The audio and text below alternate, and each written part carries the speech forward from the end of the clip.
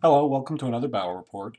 This is a game of Warhammer 40k between my Chaos Space Marines and my friend Mike's Necrons. Uh, Mike and I hadn't really had a chance to hang out for a while. This was the evening following the actual the Warhammer Fantasy Tournament and all those videos that I uploaded for that. We had dinner, hung out, yeah, had a drink, and caught up, and he had brought his Necrons, and we figured, well, why not? He had gotten them on eBay. They really need a lot of TLC before they're in any, more playable condition. But I didn't. That won't stop me. So we really quickly played a quick and dirty game. And I just wanted to preface this video by saying that I had been playing a lot of Warhammer that Saturday and now Sunday morning.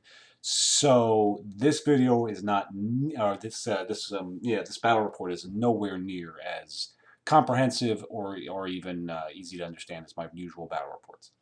So if that's going to be problematic for you, I'm going to say this is Mike's first time even playing sixth edition 40k period. This is his first time playing with the Necron army, and it's not a very indicative battle report of the strength of that army or anything. We just had a good time, and I took some pictures since we hadn't had a chance to get a battle report recorded for a while. So without any further ado, it was a 5 objective match. I don't remember if it was Big Guns Never Tire or the regular one, and then just the standard 12-inch, standard deployment. Here's a long angle shot of the board. I believe Mike deployed first, and then in response, I just I basically ignored my right flank and clustered everything on the left hand side. Um, I think there's a series of shots of the individual army, so I'm not going to go crazy trying to guess what everything is from this angle. Here's a shot to show some of the objectives that have been placed. There's one on that rock formation. There's one in the crater there. There's one on the Temple of Skulls. There's one clustered behind those three steel towers in the back. They're painted bottles or whatever, but they're industrial architecture in the grim darkness of the far future. And I believe there's another objective either in the Aegis defense line, or possibly just not in view of the camera right now. Starting from Mike's left side, from my perspective, I believe that's a destruction barge. Then there's a ghost arc and an annihilation barge. I'm sorry if I don't have the Necron unit types 100%. I know that there's a lot of barges and a lot of gunships and stuff. It's the expensive heavy support one on the left that has the 2 firing modes based on whether or not it's moved. Then the open top to transport, and then the gunship with the 2 twin leg weapons, one on the top, one on the bottom. He had 6 canoptic wraiths. 3 of them, I believe, have whip coils, accompanied by a destroyer lord, a ghost arc behind the Temple of Skulls, an additional ghost arc to the right. All 3 of these have 9 warriors with an attached cryptek with the strength 8 AP1 shot. I think they're destruction crypteks. I don't remember what their specific specialty is, but he takes them very cheap. They're there just to provide a strength 8 AP1 anti-vehicle shot or whatever.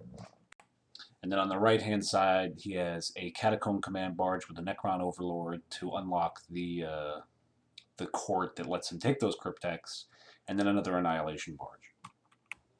Starting from the far left, I set up the Aegis defense line in a cluster. I'm not seeing an objective in there, so maybe I'm just full of shit and there wasn't one there. But that's not one big group of cultists. That's actually 2 units of 10, one of which has auto guns and is manning the quad gun and also has a heavy stubber. The other of which is armed with pistol, close combat weapons, and the flamer. Yeah, I mean, they're just going to hold the quad gun down, and the melee guys I'll run out like turn 5 or turn 6 to try and grab an objective if the opportunity presents itself. I take 3 rhinos. The 2 that do not have a sorcerer standing on top of them contain 10 Chaos Space Marines with 2 plasma guns and a champion with a power sword.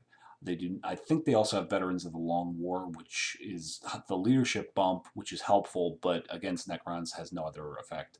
Otherwise, it's just hatred for Space Marines. And then in front of them, I only have assembled one of them because I still want to play test and see if this loadout is the right way to go.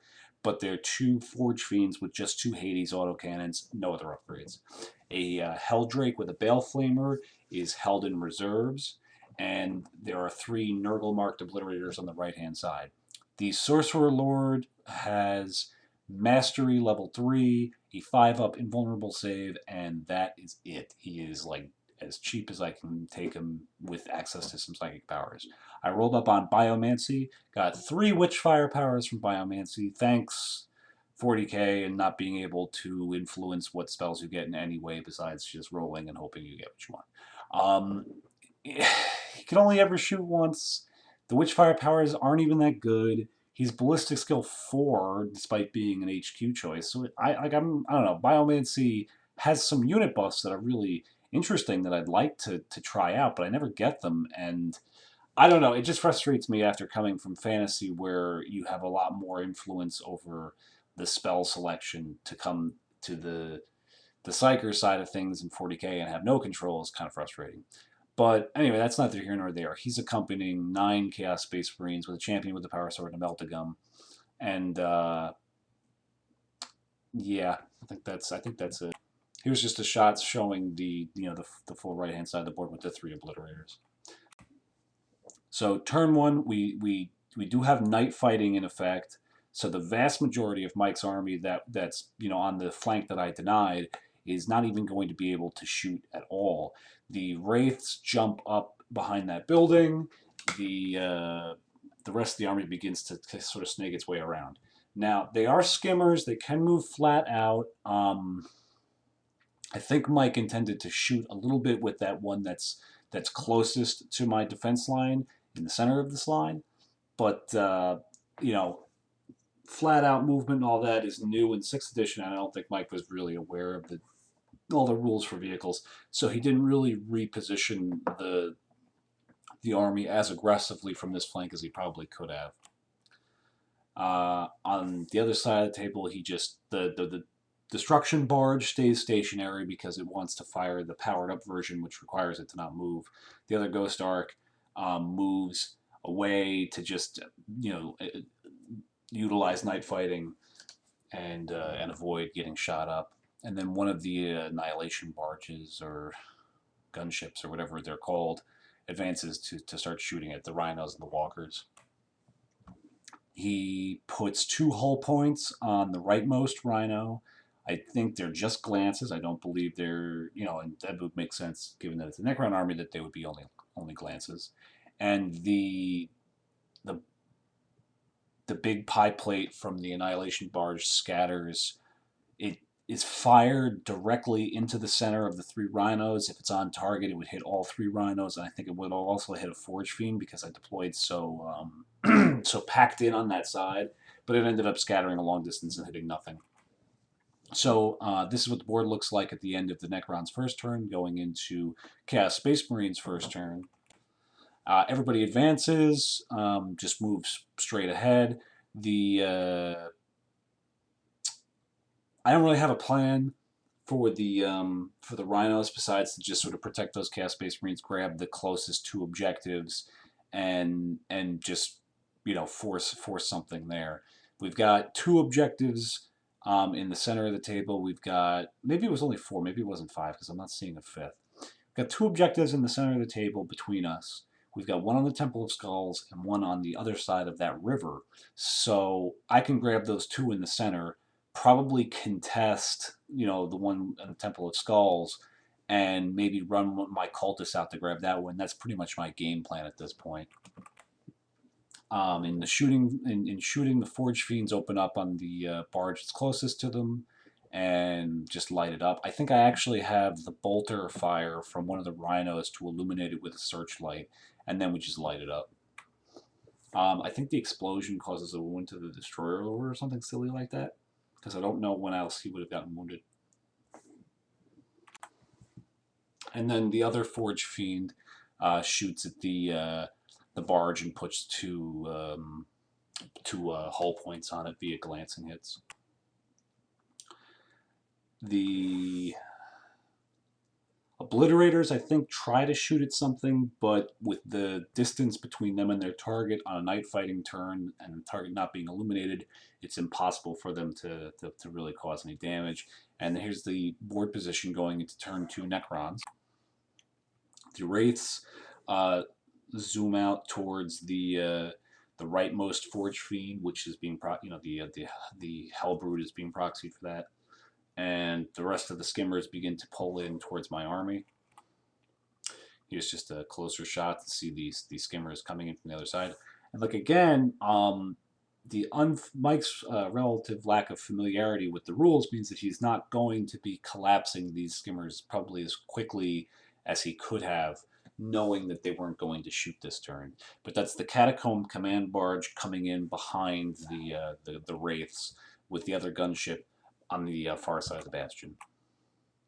So the Wraiths successfully charge that Forge Fiend, cause 1 hull point to it. Having a 5-up invulnerable save on a vehicle is kind of nice. And even though it's weapon skill 3, they hit with almost everything. The Destroyer Lord, I think, mostly struck out or had the penetrating hits that he rolled saved. And at the end of the day, the Wraiths just did not get the necessary rending attacks to punch through this guy's armor. So that's pretty fortunate. He's only AB12. He's not super durable.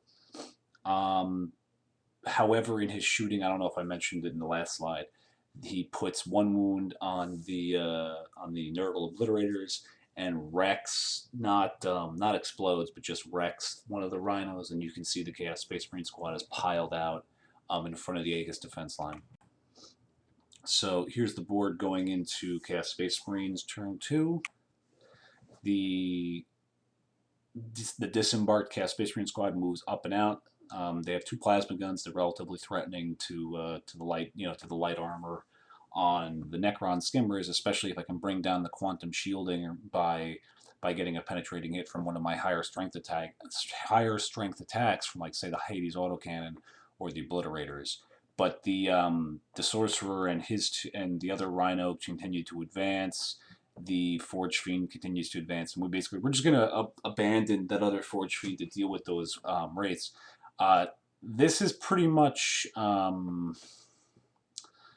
As long as it lasts, as long as he doesn't destroy it this turn, that's pretty much best case scenario, because that'll mean that he's just lost two rounds of assault now trying to take out this one walker.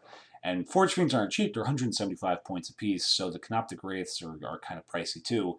But I mean, I'm willing to take that trade to keep them from just chewing up all of my vehicles and, like, engaging, say, for example, the cultists or something, which are, have no chance of holding that assault.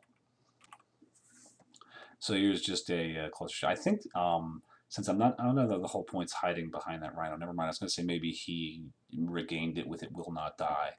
But the Obliterators in the shooting phase, let me see if it's on the next slide. Yeah, the Obliterators in the shooting phase put 3, it could be almost any of their weapons at that range. I'm going to say probably multi-meltas into the, or las cannons, it's probably las cannons, into the barge, and managed to take out the remaining hull point. So now the big threat to, from its stationary firing mode has been eliminated. And over here, I think this is just to show that it was another push in close combat and nothing really happened. I did put the Biomancy spell that gives me initiative and attacks on the Sorcerer. Psyker stuff is so disappointing after playing fantasy and having the magic system in fantasy. I guess the Helldrake could come on turn 2 or turn 3. At this point, the Hellbrood is holding up the Canoptic Wraiths, who are toughness 4 anyway, so I can't really instant death them, and they have a invulnerable save, not a cover save anyway. So the Baleflamer is not particularly useful against that. The nice thing about it is that the skimmers, aside from having the quantum shielding rule where the front and sides has AV13 until they suffer a penetrating hit, most of his resilience comes from cover saves. So a strength 6 hit on rear armor from the Baleflamer that ignores cover saves, it's a reasonably good chance to penetrate one of these vehicles on the rear armor, and if it does so, then they lose their quantum shielding rule. So, despite not having any infantry for it to roast with its Baleflamer, the Helldrake is actually kind of threatening to Mike's army. So, I shoot something, and I, of course, do not penetrate, and because I didn't really think about this until after the fact. I was saving the Demon Forge special rule for the outside chance that I eliminate one of the transports and have a unit of Necron warriors that I can just, completely have Mike pick up off the board via a well-placed Flamer template, re-rolling failed wounds via the Demon Forge special rule. So it would have been nice if I had done it, but I didn't. And sure enough, at the beginning of Necron turn 3 or 4, whatever we're on right now, I think it's turn 3, Mike lights it up with all of his shooting. And even though he's only hitting on 6s because nothing has the Skyfire special rule, especially those Annihilation barges are super dangerous to flyers because they have the Tesla cannon, whatever the biggest Tesla weapon special rule, which states that any rolls to hit of 6 are 2 additional automatic hits, because Tesla weapons are 6s arc the electricity from the Tesla weapon and cause multiple hits. Which against infantry, who cares? But against flyers, which rely on the fact that they can only be hit on 6s, automatic hits are incredibly dangerous. And the cannon variety of the Tesla weapon is extremely high strength, so it's definitely going to glance, possibly pen, with automatic hits. So the Tesla thing just annihilates the Helldrake, and there's a lesson to be taken there. I had hoped that it would live at least one turn with the 5-up invulnerable save, but it just didn't work out that way. And okay, I'm not really 100% on the proper way to use this thing besides flying it straight over things for hits on for the vector strike, and then trying to burninate stuff. But okay, all right. The Catacomb Command Barge is in range of my disembarked Chaos Space Marine squad.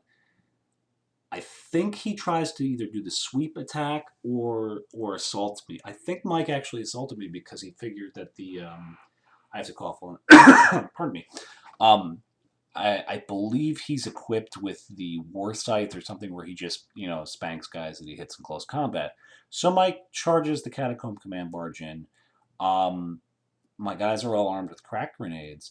They hit the vehicle on 3s, and we get like 4 pens on the Catacomb Command Barge and just blow it up. And that's it. It seemed strange. Like I don't know. Is it a HQ gunship? Is it a chariot for taking the Overlord into assault?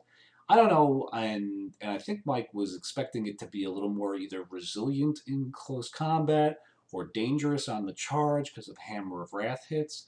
But once again, this is a case of us having expectations for 40k that are largely informed from our experiences in fantasy, and then having them have literally nothing to do with each other outside of our imaginations. So we destroy the barge. He kills 1 or 2 of the Marines with just his regular attacks. I had forgotten about the rule that Chaos Space Marines have to always issue and accept challenges. So really, what should have happened this turn is that I should have had the barge and the Overlord in a challenge with my champion, and I don't even think I would have been able to have the other guys attack the barge. I actually kind of have to look that up and see what the rule is. If the Overlord himself is limited to attacks in the challenge, or if the other guys could have planted crack grenades on the hover chariot. So that's kind of interesting. But despite having a fairly defensive stat line and the and a weapon that ignores armor, or whatever the heck the rule for a war scythe is. It's something good in close combat. They're just not very threatening, and Mike does not roll a high number of hits, and this combat's probably going to last a long time. He causes another hull point worth of damage to the Hellbrute, so the Hellbrute has stuck around now for 2 rounds of assault with, a nasty Destroyer Lord and Canoptic Wraiths bunch. So here's the board at the end of the Necron's turn going into the Chaos Space Marine's turn. The Rhino with the Sorcerer Lord beelines towards the objective in the center of that piece of area terrain with the ruined Rhino chassis and crater, and the Obliterators are going to sweep around the far side of that. The Forge Fiend hangs a right around the melee with the Canoptic Wraiths to start shooting at the skimmers on the far side of the board. Here's just a closer shot to show the moving in on the objective in the center. The Obliterators fire, and I think this might have been like the plasma guns end up wrecking the vehicle after the Obliterators score a penetrating hit on it and bring down the quantum shielding. It's one of those combined arms things where I kind of string out my shooting attacks on the vehicle to try to maximize the number of shots on AV-11 instead of AV-13. But we destroyed the Ghost Ark that had been hanging in the back, and the Necrons all pile out towards the objective. In this challenge, it's not. I don't remember if we started a challenge or if we remembered midway through, but none of my guys are causing any wounds except for the guy with the power sword, the unit champions. So in that sense, maybe it wouldn't have been as one-sided as I'm thinking, and the Overlord kills a few more mooks, if I could speak, and I lose combat, but I hold because I'm leadership 10, I think, with Veterans of the Long War. However, in the end of this round of assault, the Canoptic Wraiths and Destroyer Lord finally finish off the Forge Fiend.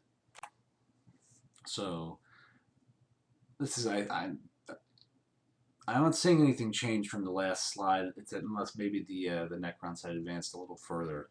But this is going into the top of turn 4 now, or turn 5. The Wraiths and the Destroyer Lord swing wide around the Rhino that has a full 10-man squad with 2 plasma guns.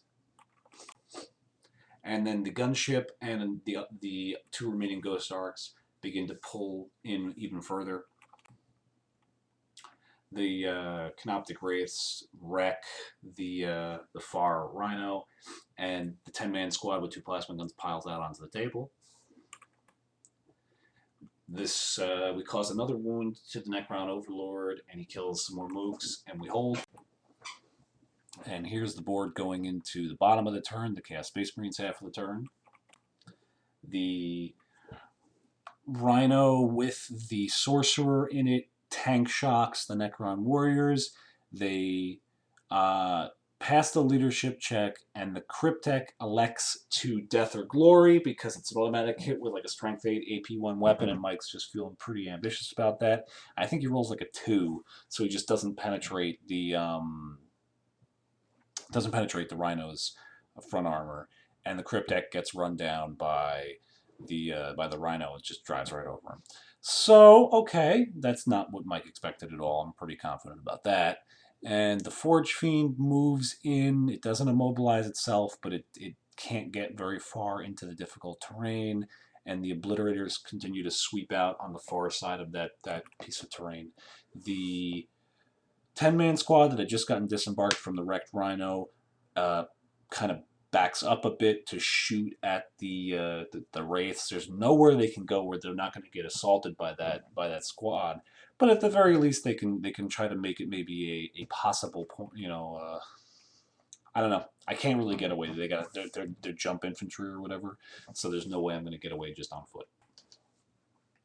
In the end, the Necron Overlord, I don't think he kills the champion. I think he just kills enough mooks now, and I fail my leadership check at the end. He attempts to sweeping advance me, but does not, and the Chaos Space Marines flee from that combat, leaving the Overlord kind of just hanging out. And I think I kill a Wraith, put a wound on another one, and I think that's pretty much it from my shooting. I don't remember it being a very climactic turn. You can see in the lower right-hand part of the slide, the cultists hop the Aegis defense line to head out and pick up the last objective, and the obliterators move past the ruined Ghost Ark. The lack of Necron warriors in cover there is because they got hosed hardcore by the Hades autocannon, and I think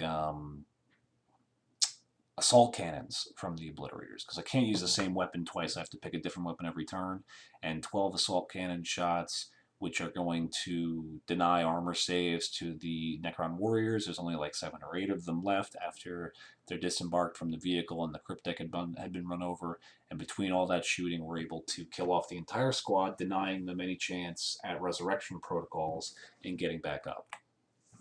However,